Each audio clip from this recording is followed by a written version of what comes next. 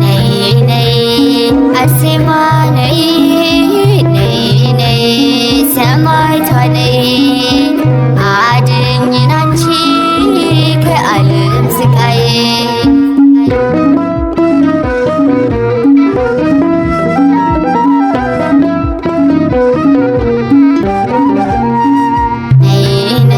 ተጨንቀናልና ነይ ነይ በፈተና ብዛት ነይ ነይ አማልጅን አርሴማ ነይ ነይ ከአምላከ ምሕረት ነይ ነይ አርሴማ ነይ ነይ ነይ ሰማዕቷ ነይ አድኝን አንቺ ከዓለም ስቃይ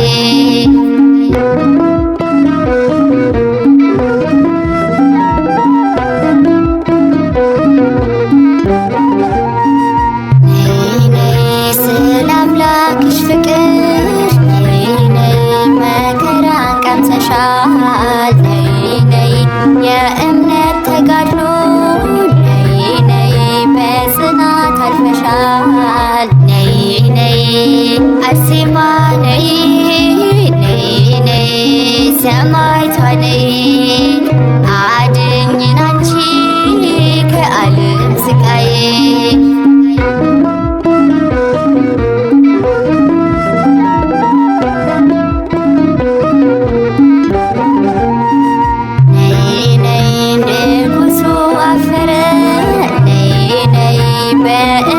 ጽናትሽ ነይ ነይ ሞገስ አግኝተሻል ነይ ነይ በአምላክሽ ፊት ነይ ነይ አርሴማ ነይ ነይ ነይ ሰማዕቷ ነይ አድኝን አንቺ ከዓለም ስቃይ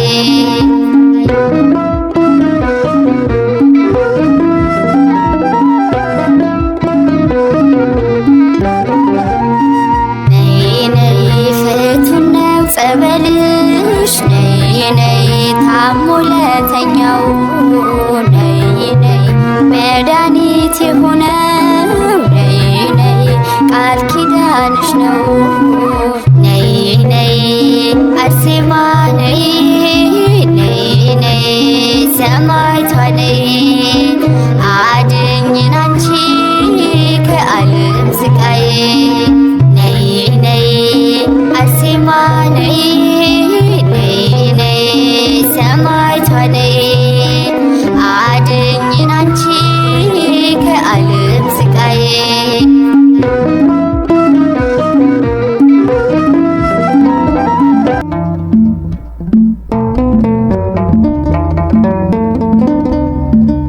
ኢየሱስ ክርስቶስ በስልጣን ተነሳ ሞትን ድል አድርጎ የይሁዳ አንበሳ ሞላን በፍስሐ በደስታ ሞትን አሸንፎ የእኛ ጌታ ሞላን በፍስሐ በደስታ ሞትን አሸንፎ የእኛ ጌታ ኢየሱስ ክርስቶስ በስልጣን ተነሳ ሞትን ድል አድርጎ የይሁዳ አንበሳ ሞላን በፍስሐ በደስታ ሞትን አሸንፎ የእኛ ጌታ ሞላን በፍስሐ በደስታ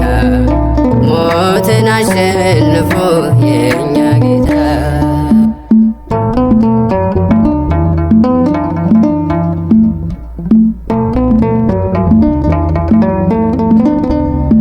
ተነሷል በመቃብር የለም ሕያው ነው ጌታ ለዘላለም ኢየሱስ ሞትን ድል አድርጓል በታላቅ ስልጣኑ ተነሷል እልል እንበል ሰዎች ደስ ይበለን ሞትን ድል አድርጎ ጌታ ተነሳልን ከቶ አልቻሉትም ሞትና መቃብር በታላቅ ስልጣን ተነስቷል በክብር ኢየሱስ ክርስቶስ በስልጣን ተነሳ ሞትን ድል አድርጎ የይሁዳ አንበሳ ሞላን በፍስሐ በደስታ ሞትን አሸንፎ የእኛ ጌታ ሞላን በፍስሐ በደስታ ሞትን አሸንፎ የእኛ ጌታ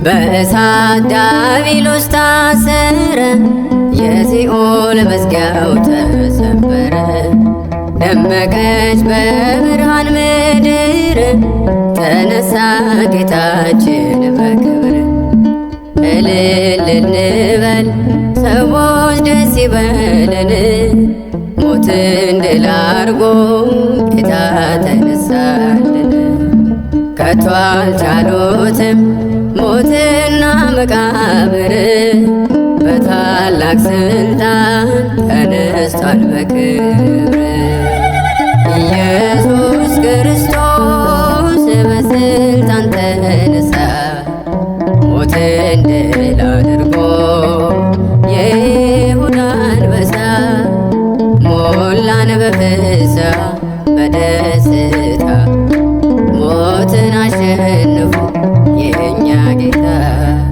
ሞላን በፍስሐ በደስታ ሞትን አሸንፎ የእኛ ጌታ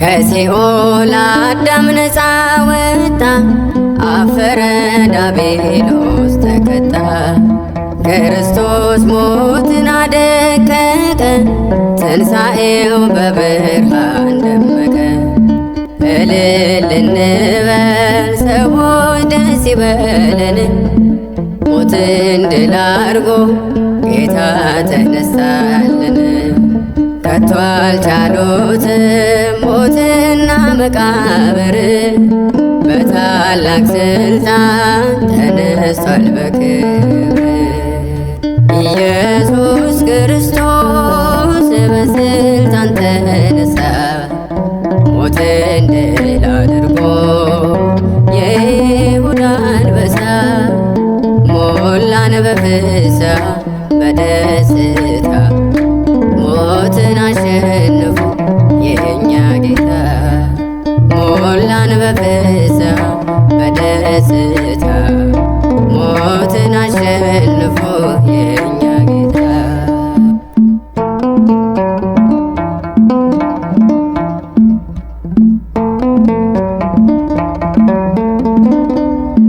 ደስ አለን ተስፋችን ለምልሟል በሞቱ ሞትን አሸንፏል ተነሷል እንደተናገረው መቃብር አልቻለም ሊያስቀረው እልል እንበል ሰዎች ደስ ይበለን ሞትን ድል አድርጎ ጌታ ተነሳልን ከቶ አልቻሉትም ሞትና መቃብር በታላቅ ስልጣን ተነስቷል በክብር ኢየሱስ ክርስቶስ በስልጣን ተነሳ ሞትን ድል አድርጎ የይሁዳ አንበሳ ሞላን በፍስሐ በደስታ ሞትን አሸንፎ የእኛ ጌታ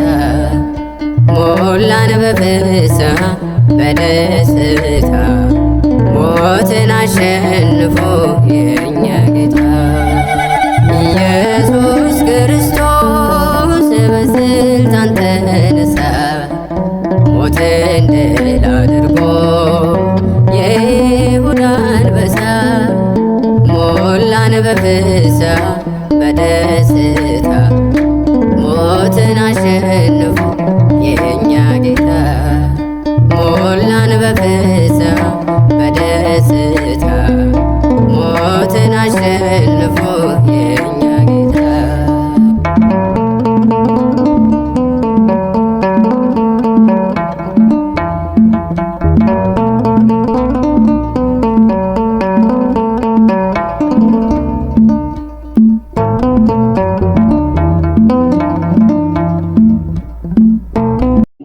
ክቡር መምህራችን መጋቤ ብሉይ መምህር መክብብ ግርማ የካቴድራላችን ስብከተ ወንጌል ክፍል ኃላፊና የመጻሕፍት ተርጓሚያት መምህር፣ የተከበራችሁ ሊቃውንተ ቤተ ክርስቲያን፣ አይንተ እግዚአብሔር ካህናት፣ ላይቃነ ምስጢር ዲያቆናት፣ የተወደዳችሁ የእግዚአብሔር ቤተሰቦች፣ በዚህ ቅዱስ ዕለት የተገኛችሁ በዚህ ቅዱስ ቦታም ተሰብስባችሁ ሕማሙን፣ ሞቱን፣ መከራውን በማሰብ በረከትን፣ ረድኤትን፣ በጎ ሕይወትንም ለማግኘት የተገኛችሁ አባቶቼ አረጋውያን፣ እናቶቼ አረጋውያት፣ ወንድሞቼና እህቶቼ ሁላችሁም በልዑል እግዚአብሔር ፍጹም ሰላም እንደምን ዋላችሁ?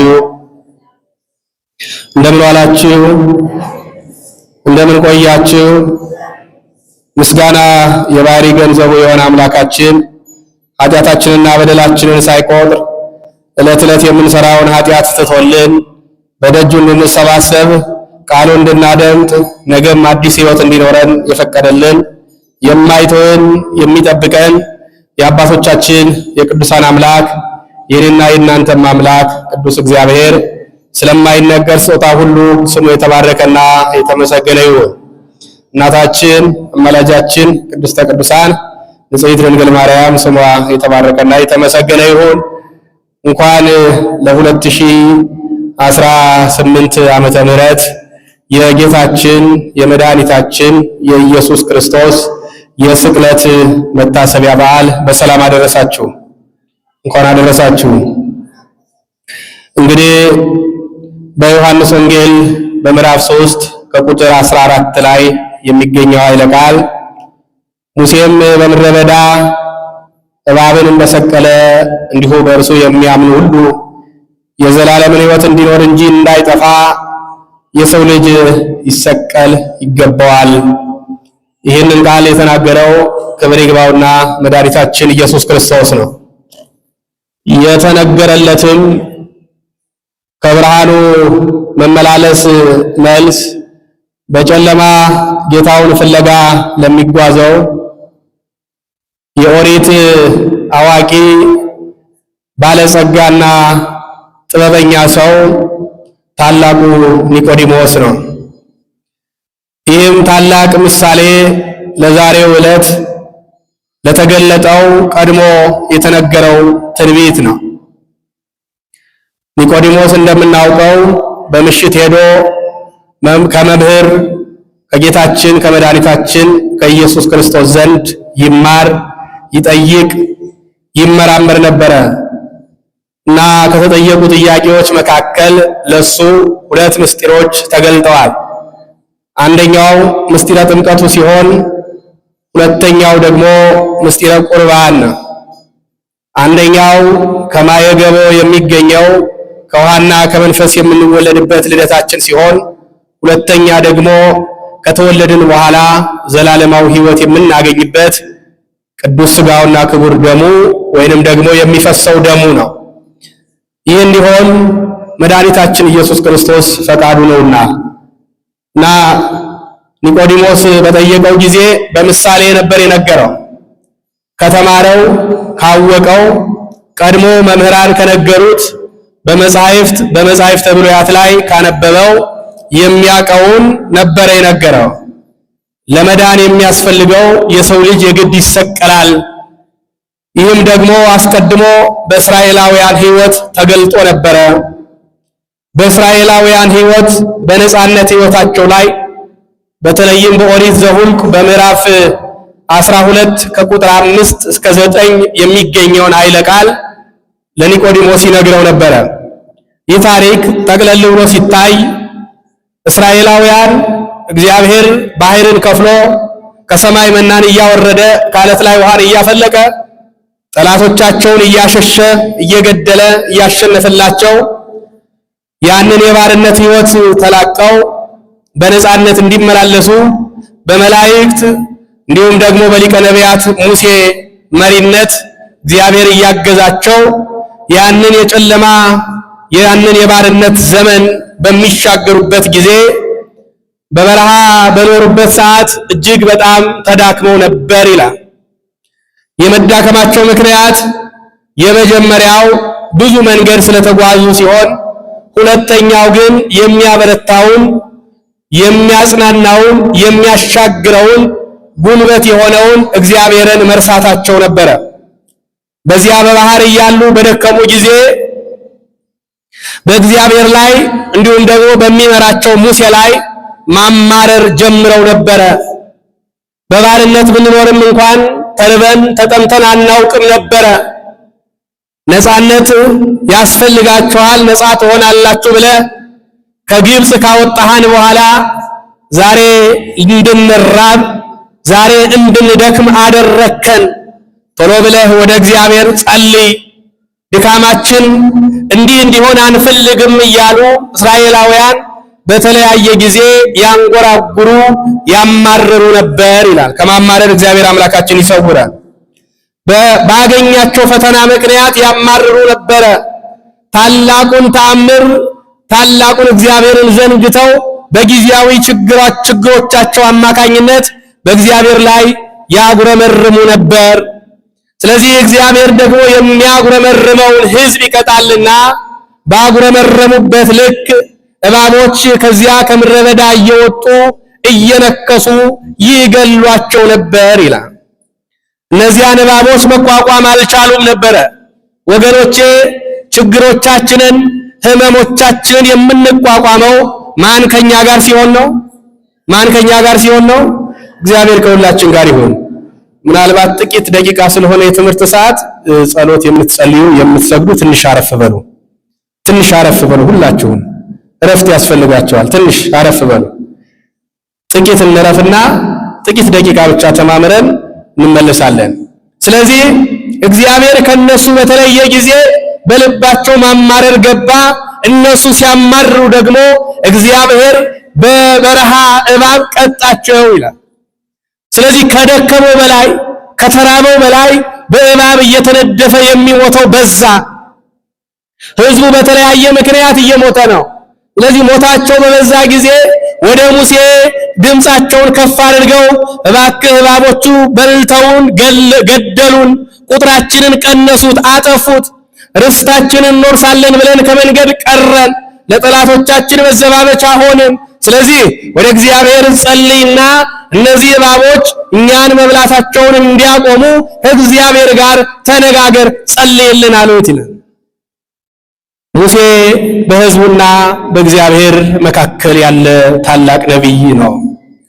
ዛሬም ካህናት በእኔና በእናንተም ነበረ እንደ ሙሴ በመካከል ሆኖ አባቶቻችን ዛሬ ኃጢአታችንን በደላችንን ባንነግራቸው ኖሮ በደላችንን የሚሰማን ባይኖር ኖሮ በማን እንጽናና ነበረ?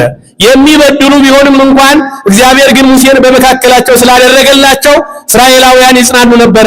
ስለዚህ ሙሴን እግዚአብሔር እሺ እሰማሃለሁ፣ ነገር ግን ይህን ሕዝብ እንዲሁ አላድነውም፣ በቃል ብቻ ዳን አልለውም። ስለዚህ ምን አደርጋለሁ አለ።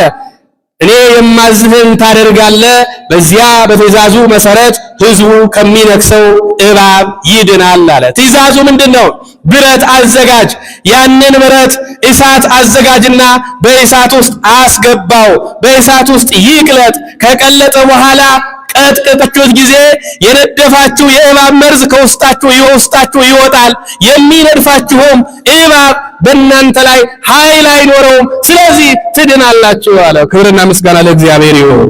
እንዲህ አድርጎ ያንን የናስ እባብ ሰቀለ። ከሰቀለ በኋላ ሕዝቡ ወጥቶ ሲመለከተው የነደፈው መርዙ ከውስጡ ይወጣለት ጀመር።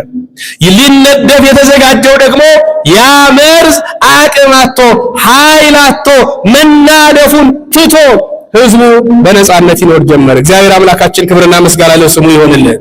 ስለዚህ ይህንን ምሳሌ ነበረ። ተመልከቱ እንግዲህ ዛሬ ይህችን ዕለት እንድናስብ አስቀድሞ ለሙሴ ይህን ዕለት እግዚአብሔር ገልጦለት ነበረ። ሕዝቡን በቃል ብቻ ማዳን ይችላል አይችልም? እግዚአብሔር በቃል ብቻ ማዳን ይችላል። አንድ ሰው አስነስቶ በነቢዩ ሙሴ አማካኝነት ማዳን ይችላል። ብዙ ተአምራትን አድርጓል። ነገ የሚሆነው ታላቁ ተአምር ታላቁ መዳን አማናዊውና ሙሉ የሆነው መዳን የሚፈጸመው ትንቢት አስቀድሞ ይነገር ዘንድ ግን እግዚአብሔር በዚያ ምሳሌ ገለጠ። ይህ ምሳሌ ዛሬ የተገለጠውን ያስተምረናል። የነሐሱ እባብ የምን እባብ አልኳችሁ? ንገሩኝ። የምን እባብ? የነሐስ እባብ፣ ከብረት የተሰራ የነሐስ እባብ። ይህ የነሐስ እባብ መጀመሪያ እግዚአብሔር ለሙሴ ሲያዘው ወደ ምን ውስጥ ጨምረው አለው? ንገሩኝ። ወደ ምን ውስጥ? እሳት ውስጥ ጨምረው አለ። እስኪ ሁላችሁም ተናገሩ። ምን ውስጥ ጨምረው አለ? እሳት ውስጥ ጨምረው። ምን እንዲል? እንዲቀልጥ ምን ውስጥ ጨምረው አለ? እሳት ውስጥ ጨምረው። ይሄ ለአባቶቻችን በትርጓሜ ሲያስቀምጡ የተዋሂዶን ያሳያል ይላሉ። ምን ያሳያል? ተዋሂዶ ሰው አምላክ፣ አምላክ ሰው መሆንን ይገልጣል። አዎ መለኮት የስጋን ገንዘብ አደረገ፣ ስጋ ደግሞ የመለኮትን ገንዘብ አደረገ። በፍጹም ተዋሂዶ ከበረ ይላል። የማይታየው የማይጨበጠው የማይዳሰሰው ረቂቁ የሆነው እግዚአብሔር ተዳሰሰ፣ ከኛ ጋር አብሮ ሆነ። በዓይናችን አየነው፣ በጆሮአችን ሰማነው፣ ከእርሱ ጋር በላን ጠጣን፣ ሰው ሆነ። ስለዚህ ተዋሃደ። ይህንን የተዋሂዶ ምስጢር አስቀድሞ እግዚአብሔር ለሙሴ ገለጠለት። ክብርና ምስጋና ለመድኃኔዓለም ይሁንልን። ያለ ተዋሂዶ ክርስቶስን ማየት አንችልም ነበረ። ያለ ተዋሂዶ ሲሰቀል አናየውም ነበረ። ያለ ተዋሂዶ እውርን ዓይኑን ሲያበራ አናይም ነበረ። ያለ ተዋሂዶ 38 ዓመት ሙሉ በአልጋ ላይ የወደቀውን ሲያነሳው አናየውም ነበረ። ያለ ተዋሂዶ በምድር ላይ የተደረጉ አስደናቂ ተአምራት ሁሉ አንረዳቸውም፣ አናውቃቸውም ነበረ። ስለዚህ እንድናውቀው፣ እንድንረዳው፣ እንድንዳስሰው፣ እርሱን እንድንመስል፣ ከእርሱ ጋር እንድንኖር፣ እርሱም እኛን መምሰሉን ለመግለጥ እግዚአብሔር ሰው ሆነ፣ ተዋሂዶ አየ። ይህንን ተዋሂዶ ተመለከትን ማለት ነው። በሁለተኛ ከእሳቱ አውጥተህ ምን በለው አለ? ንገሩኝ። ምን በለው አለ? እሳት ውስጥ የገባውን ብረት ቀጥቅጠው አለ። የሚቀጠቀጠው ለምንድን ነው? ንገሩኝ። ለምንድን ነው? የእባብ ቅርጽ እንዲይዝ አይደለም? የእባብ ቅርጽ እንዲይዝ ቀጥቅጠው አለው። ያንን ብረት አውጥተህ ቀጥቅጠው አለ። የእባብ ቅርጽ እንዲይዝ ሰው የሚድነው የነከሰውን እባብ በዚያ በመስቀል ላይ ሲያይ ነውና፣ ስለዚህ ያንን ቀጥቅጠህ የእባብ ምስል አድርገህ ስራው አለ። በተዋሂዶ የከበረው የድንግል ማርያም ልጅ መድኃኒታችን ኢየሱስ ክርስቶስ ይህ ቅጥቀጣ መከራውን ያሳያል። ምን ያሳያል? መከራውን ያሳያል። ዕለተ ዓርብን ያሳያል። መከራ ሲባል የመድኃኒታችን የኢየሱስ ክርስቶስ መከራ ሁለት አይነት ነው። የመጀመሪያው ቅድመ መስቀል ነው። ከመሰቀሉ በፊት ያለው መከራ ከልደቱ ጀምሮ በስደት ከልደቱ ጀምሮ ከሀገር በመውጣት በመሰደድ ከልደቱ ጀምሮ አዎ በየጥቂቱ ሲያድግ ተርቦ ተጠምቶ በረሃ ለበረሃ ተንከራቶ የሚያስጠጋው አጥቶ ዘመድ አጥቶ አስታዋሽ አጥቶ ወገኔ የሚለው አጥቶ ይህ ሁሉ መከራ መድኃኒታችን ኢየሱስ ክርስቶስ አሳይቷል። ይሄ መቀጥቀጥ ነው ወገኖቼ። ስለኔና ስለናንተ የነደፈን የኃጢአት መርዝ እንድንበት ዘንድ ብዙ መከራዎችን አሳልፏል። በምኩራብ ተሰድቧል። ገፍተው ሊጥሉት በተራራ ላይ አውጥተው ከተራራ ገፍተው ሊጥሉትም ነበረ። ብዙ መከራን አደርሰውበታል። ይህ ሁሉ የነሐሱ እባብ መቀጥቀጥ ምሳሌን ያሳየናል።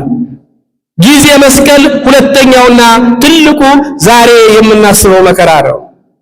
በዕለተ ዓርብ ከትናንትና ምሽት 5 ሰዓት ጀምሮ እስከ ጠዋት 3 ሰዓት ድረስ ሲያንገላቱት ሲተፉት በሮማውያን ጫማ በእርግጫ ከግራ ወደ ቀኝ ከፊት ወደ ኋላ ሲያንገላቱት አንተ የአይሁድ ንጉሥ ነህ እያሉ ሲዘባበቱበት ያን ሁሉ መከራ ሲያደርሱበት መድኃኒታችን ኢየሱስ ክርስቶስ ግን አንዳች ቃል እንኳን አልተናገረም ነበረ።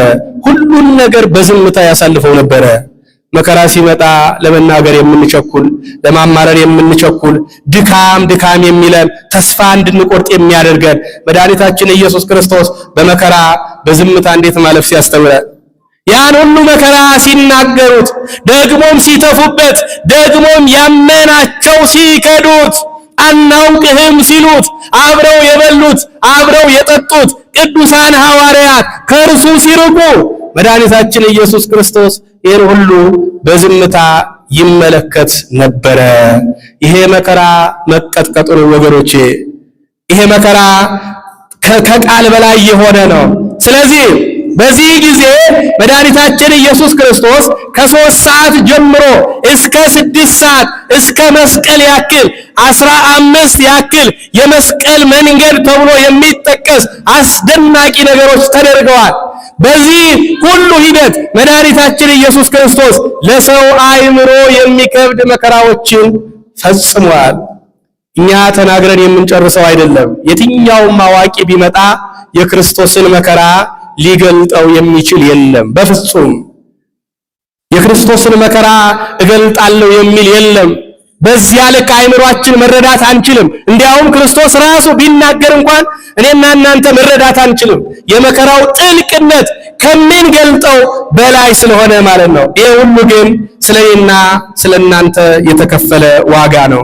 መድኃኒታችን ኢየሱስ ክርስቶስ በዛሬው ዕለት ከ3 ሰዓት ጀምረው በጲላጦስ አደባባይ ልብሱን ገፈው የሮማውያን ወታደሮች ጅራፍ አዘጋጅተው በጅራፉ ጫፍ ላይ የሚቆራርጥ ብረት አድርገው ጀርባውን ገልጠው ልብሱን አውልቀው እጁን አስረው አስጎንብሰው 6666 ያክል ጊዜ ገርፈውታል። ሊቃውንት እንደሚናገሩት ይሄ እየተሳሳቱ እንደገና አንድ እያሉ እየቆጠሩ እየተሳሳቱ እንደገና አንድ እያሉ የገረፉት ግርፍ ነው። ወገኖቼ ከግርፉ በላይ የሚያሳዝነው አይሁዳውያንስ ምክንያት አላቸው። ቢያንስ ቅናትና ምቀኝነት በውስጣቸው አድሯል። የሮማውያን በደል ማድረስ ግን ይገርማል። ሮማውያን አያውቁትም። ከነርሱ የሚካፈለው አንዳች ነገር የለም። የበደላቸውም የለም፣ የተናገራቸውም የለም፣ ሃይማኖትም የላቸው። ነገር ግን ይገርፉት የነበሩት እነርሱ ነበሩ። እነዚያ ሮማውያን ወታደሮች በሱ ላይ ያደረሱት ግፍ ተቆጥሮ የሚያልቅ አልነበረም።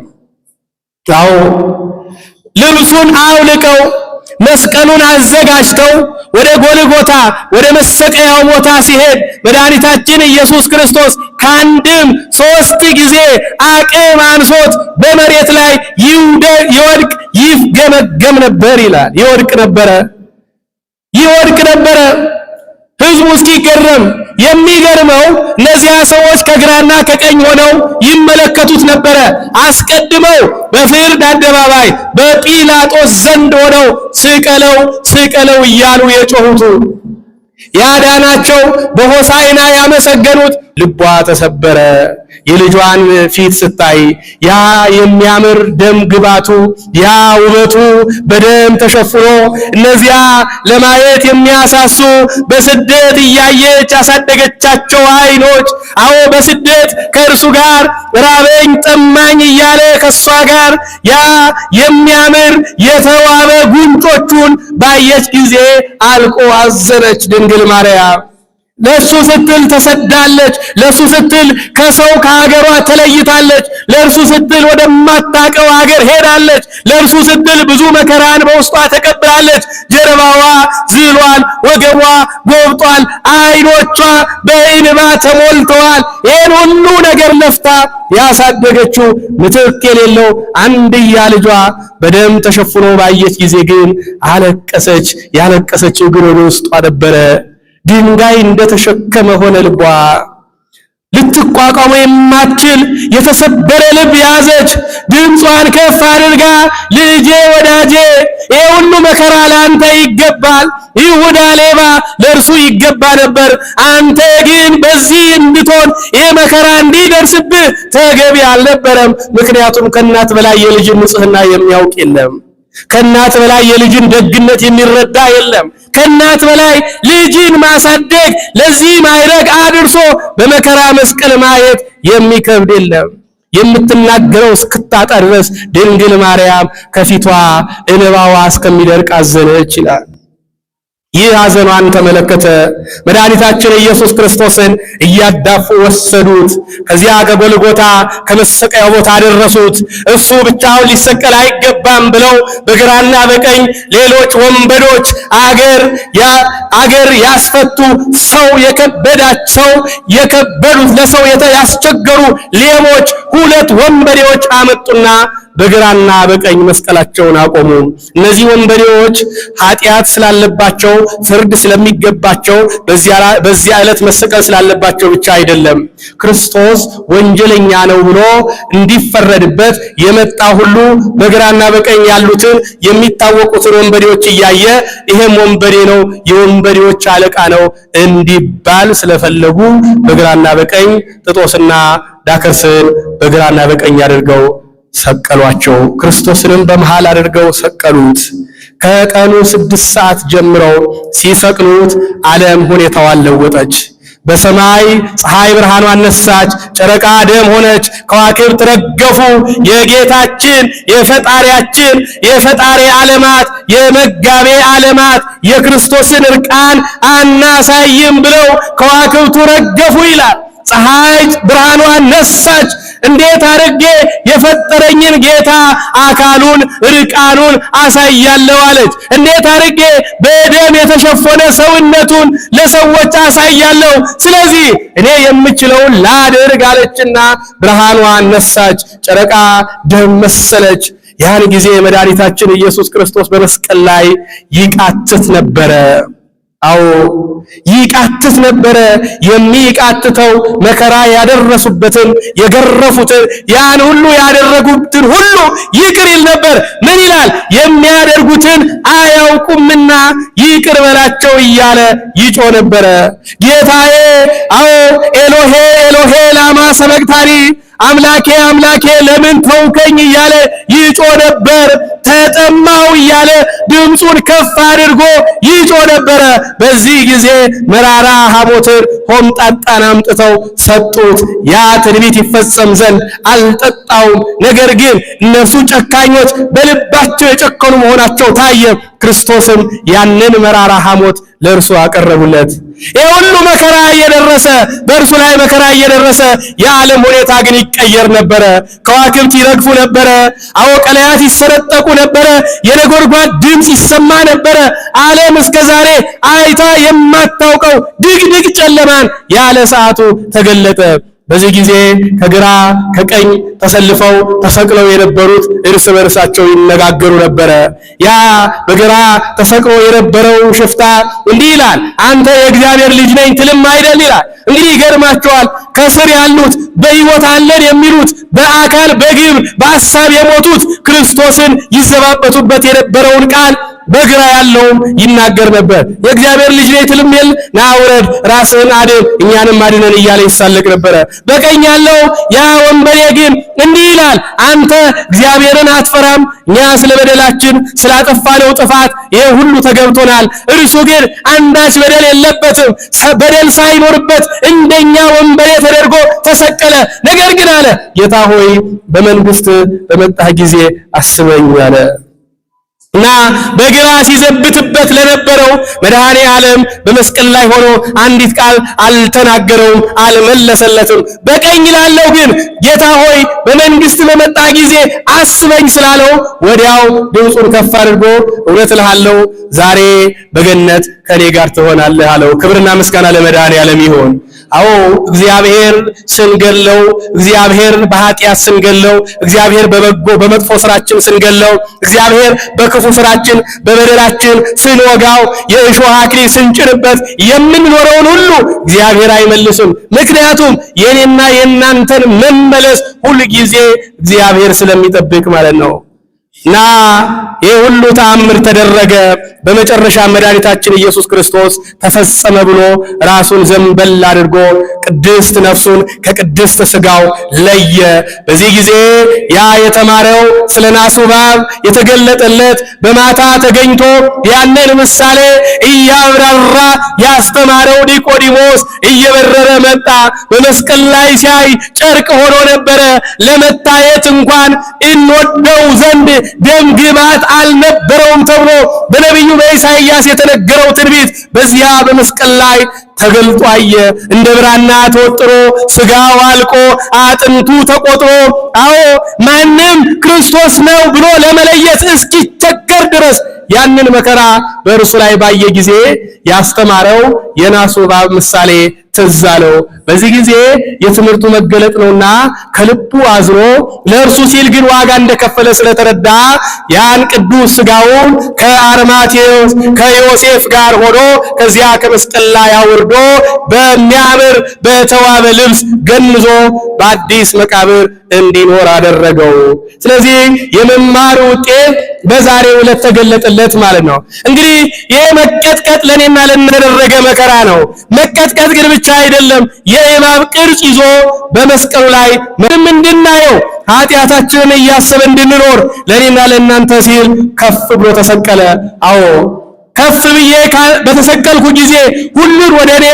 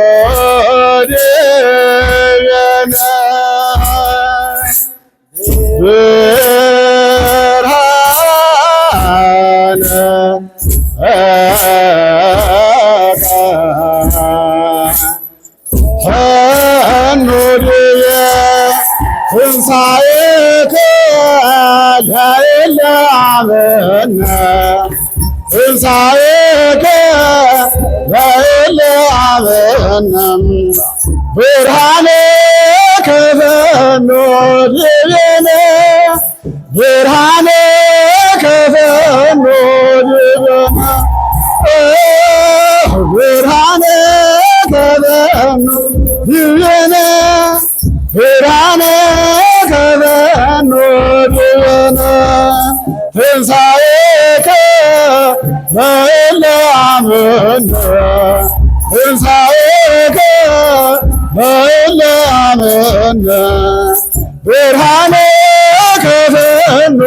ድየነ ብርሃነ ከፈኖ ድየነ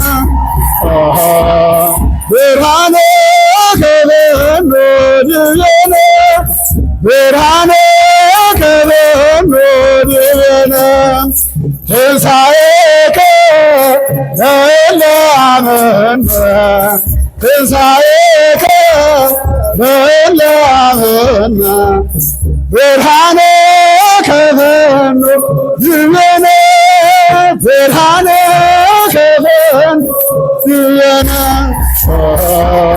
ብርሃነ ከፈኖ ድየነ ብርሃነ ከፈኖ ድየነ ትንሣኤከ ለእለ አመነ ትንሣኤከ ለእለ አመነ ብርሃነ ከፈኖ ድየነ ብርሃነ ከፈኖ ድየነ